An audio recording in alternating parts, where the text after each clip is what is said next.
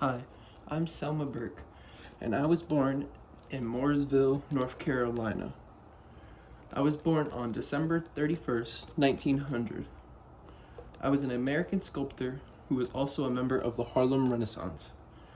I was always interested in art at a young age, and I would sculpt small objects and animals with clay.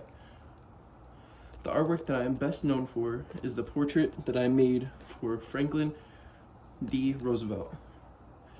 The portrait could have been the one used for his picture on the dime.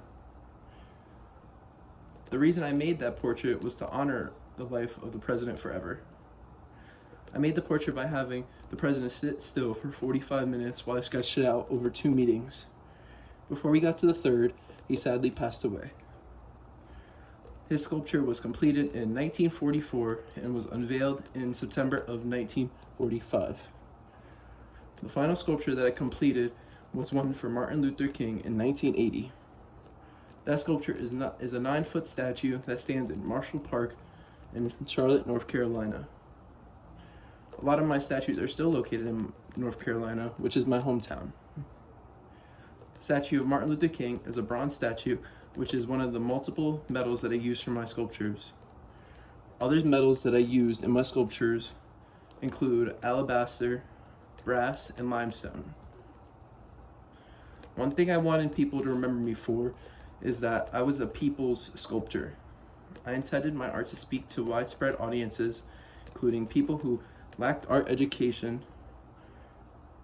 A lot of my sculptures represented figures of prominent African Americans such as John Brown, Duke Ellington, and Mary McLeod Bethune.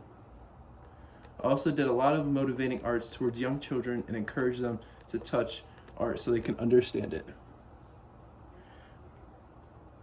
Reflecting back on what I said earlier about myself making sculptures with small objects and animals, I would find those objects in water creeks.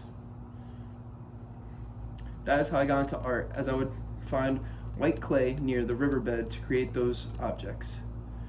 I had told the New York Post that one day I was mixing clay and I had saw the imprint on my hands. I found that I could make something that I created alone. The last reason why I was interested in art is because my father, who encouraged me to keep up with it, and he would bring back things that I could use in sculptures. And the picture that is behind me is the one that I used and made for Franklin D. Roosevelt. Thank you.